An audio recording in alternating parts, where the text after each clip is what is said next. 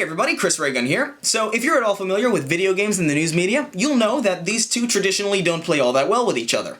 Now, I've been making videos defending video games from unfounded criticisms for the last 8 years. But basically, Pandora's box is open. I mean, kids have access to these things, and unless you're hovering over them every second, they're going to find ways to see this stuff on the internet. That's not a video game problem. That is a parental problem. Those videos, and many like them, have since been privated for reasons that I hope are pretty self-evident, given their remarkably dated quality, but I wanted to show you guys those clips for a reason, to give you an idea of how long I've been hearing these same arguments, to get across the point that I have been consistent, because as it turns out, there are some people who like to play both sides. And I want you to keep that in mind as I show you this video, because the only reason I'm even giving this video the time of day to begin with is because it's the first video I've seen in a long time to really make my blood boil.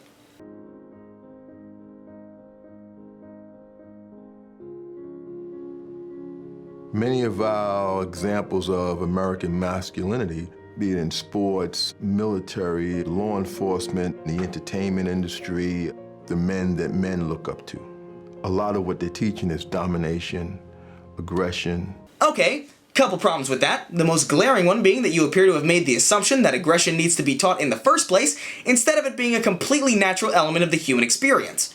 Aggression and violence have been in play long before baseball, long before the NYPD, and long before Iron Man. In fact, violence has been on the decline for several decades now, and somehow that has coincided with violence in films and entertainment becoming more graphic, more realistic, and more accessible. So the notion that men in general want to embody what they see on TV, in movies, in video games, in law enforcement, and in the military falls a little bit flat. There are these hyper-masculine figures that we try to adhere to. But that's just it. It's hyper-masculine. It's not real. It's a caricature of masculinity, and the majority of people understand that. You know, it's just a power fantasy, and sometimes people like to indulge in power fantasies. There's nothing really wrong with that. Now, I've never been a masculine guy, and I've never really had any desire to be, but I like watching Mad Max and mindless action movies because they're fun, and it's healthy to live vicariously through that kind of entertainment because it satisfies that part of our human psyche, again, which is why the more realistic and more violent movies and games become, the less violent crime you see manifested out in the real world, because people now have an outlet for that need. The average boy spends 40 hours a week watching television, sports, movies, 15 hours a week playing video games. The predominant male archetypes that we see in film and television and other forms of popular culture are the strong, silent guy who is always in control and is not emotional. And then we have the superhero character, the hero character, engaging in high levels of violence in order to maintain that control, in order to achieve whatever goal he has in front of him. We also have the archetype of the thug, and this is predominantly men of color who are pigeonholed into much more violent roles. And then we have the man-child, or the mook, which is the male who's in perpetual adolescence. His body doesn't typically have a lot of muscle, but he tends to project masculinity in other ways, through the degradation of women, engaging in high-risk activities. I don't even have to say anything because any value that could have possibly be gleaned from everything she said was invalidated by the way she began her point. These are archetypes. These are fantasies. They are not real characters, and they are made that way for a reason. Because if you or I were put in a typical action movie scenario, we wouldn't be able to do it. And there would be no movie as a result. Breaking Bad would have been a much less interesting show if Walter White had reacted in a way that accurately reflected the general population. Archetypes exist to make entertainment entertaining. That's the point of them. They're not meant to be representative of the complexities of the human condition. They're meant to be fun to watch. All they want to do is get laid. And of course, at the end, nobody gets anything because they get drunk, they take drugs. And there have been a whole rash of these movies recently that are funny. And so you're laughing at what you could become. So I shouldn't laugh at movies like The Hangover because I'd be laughing at what I could become? Is that even an argument? Why shouldn't I find something funny just because there's a vaguely slim chance that I could possibly end up drunk in Vegas? Honestly, I just don't understand the point he's trying to make here. Of course we know that media images have an effect on people's behavior. If there was no effect, the advertising industry would collapse, because the advertising industry is based on the idea that media images will have an effect on people's behavior. Media having an effect on people's behavior is not equivalent to media dictating people's behavior, and that's kind of a huge difference that you people continue to pretend doesn't exist. Of course media images are going to affect my behavior. If I watch Inglourious Basterds, I'm probably going to be in a good mood because it's a fucking great movie. But it's not going to make me kill people with blue eyes and blonde hair. You people seem to think that media having an effect on people's behavior is inherently bad because the content that is most popular just so happens to be the stuff that depicts the most controversial things, when it's already abundantly clear that suggestive media is not having any real negative effect. The same kind of hypermasculinity that we see in Hollywood movies on television, they're the same kind of hyperviolence that we see in rap music and hip-hop culture. The stereotype of being violent and dangerous, selling drugs, oversexed. It's all about money, power, and respect. A lot of rappers are imitating what they see as successful masculinity. Let me explain something that I shouldn't need to explain. Art imitates life. This stereotypical culture existed well before the stereotype itself. We were invading Middle Eastern countries well before Call of Duty 4. We had gang violence well before the mainstream portrayal of gang violence in the media. Your interpretation of what is creating what is entirely backwards, and I'm baffled that you can't see it yourself. Oh look, it's Ashly Burch, star of the popular video game-based comedy series Hey Ash, What You Playin'?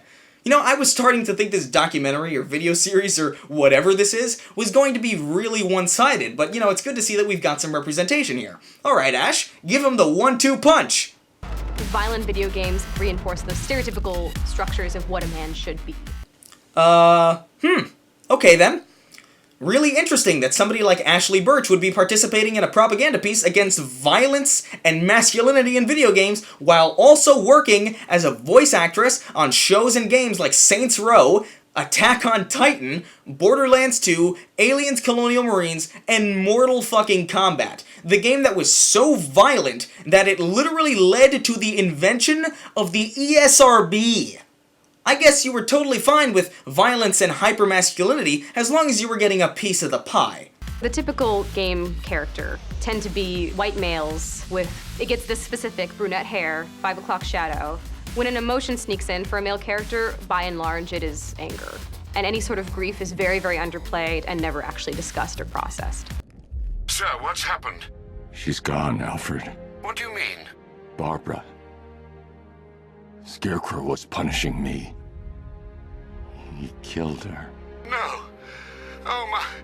Well, sir, we need to focus. The people of Gotham need you. I should have protected her, Alfred. She's dead because of me. Oh, what's that? Batman displaying grief? Processing his emotions? How strange! Considering the fact that Batman is a character that many manly males seem to like, I would have expected him to just get angry and be a hyper-masculine, manly man and just brush it off like nothing happened. It's almost as if what you're saying, Ashly, isn't actually all that true. Sarah. Baby. Don't do this to me, baby. Don't do this to me, baby. Come on. No. No. No, no, no. Please. Please. Please. Please don't. Please.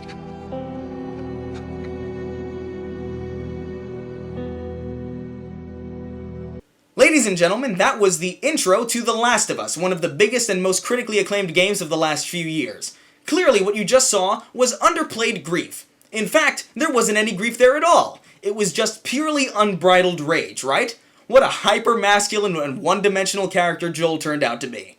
Our duty as soldiers is to protect humanity, whatever the cost. You say that like soldiers and humanity are two different things. I mean, soldiers aren't machines. We're just people.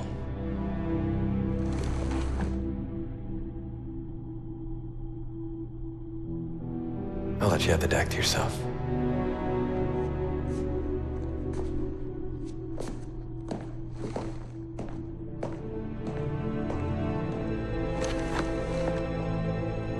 She said that to me once. About being a machine. What you just saw was the ending of the latest game in the Halo franchise. You know Halo, right? The game that single-handedly made the Xbox a household name? Yeah, it's kind of a big deal. But clearly what you just saw there wasn't grief. It wasn't a man trying to cope with loss. It was just the Master Chief being angry.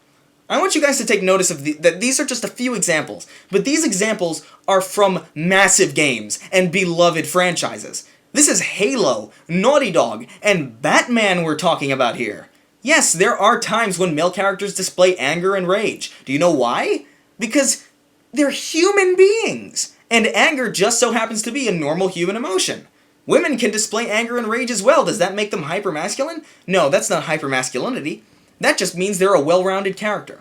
But when a masculine character displays traits that are not typically masculine, you completely ignore it. Those moments of grief and real human emotion don't count because he's a male character that is sometimes masculine. Give me a fucking break. It's as if the very notion of a character being masculine, even if only for a little while, is reason enough to write him off as a boring archetype. Kids end up really looking up to this character, and what they end up idolizing is someone who cannot express themselves emotionally, cannot be honest or open with anyone around them.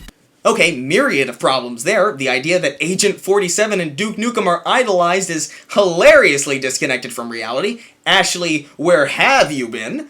Here's the big thing that people need to understand though. Games, for the most part, use characters in a different way than movies or books. A character in a movie or a TV show is meant to be a focal point for the story to move forward. You're watching Breaking Bad because you want to know what Walter White is going to do next. When you're playing a game, the character is meant to be a vehicle for you to experience the story as if you were the main character. This is oftentimes why more gameplay-driven games like Skyrim, Destiny, and Shadow of the Colossus don't need to give you well-rounded characters or heavy exposition. The story is about how you go about living in the worlds that the games give you. Boys' brains are being digitally rewired to this technology. Things happen like this in microseconds. Huh. Boys' brains. Not girls' brains, by the way. Girls are inherently superior and are not subject to the faults of the human condition. Specifically, boys' brains are being digitally rewired. Where have I heard this before? Boys that play video games cannot tell the difference between what they're seeing in a video game and the real world. So boys are just easier to brainwash, it seems. Boys can't tell the difference between real life and fantasy. Their brains are being digitally rewired. What's that? Science? Who cares? There's a reason the U.S. Army trains people for combat by using video games. Oh my goodness, it's like a blast from the past. I've heard something like that before, now where have I heard it? Senior officers found if they trained the soldiers by putting a human silhouette on the bullseye during target practice, they could actually condition men to shoot more easily. The technology progressed, so did the training techniques. Paper targets evolved into electronic simulations, and welcome to the great-great-grandfather of the video game developed by the Pentagon. Well, my goodness, what's old is new again. We are witnessing history repeating itself in real time. The assertions these people were making back then were wrong then, and they're wrong now. It used to be the crazy conservatives screaming about the dangers of video games, but now it's the liberals, the feminists, the hypersensitive hipsters taking on the mantle of Glenn Beck and Jack Thompson. Well, you know what? Let history repeat itself. We're gonna call them out on their bullshit. And if history is any indicator, they're not gonna win. So I ask you, the viewer, the gamers, be them the fresh meat or the old guard, when it all comes down, which side of the line will you be standing on? Because I know where I'll be standing, and it certainly isn't going to be there.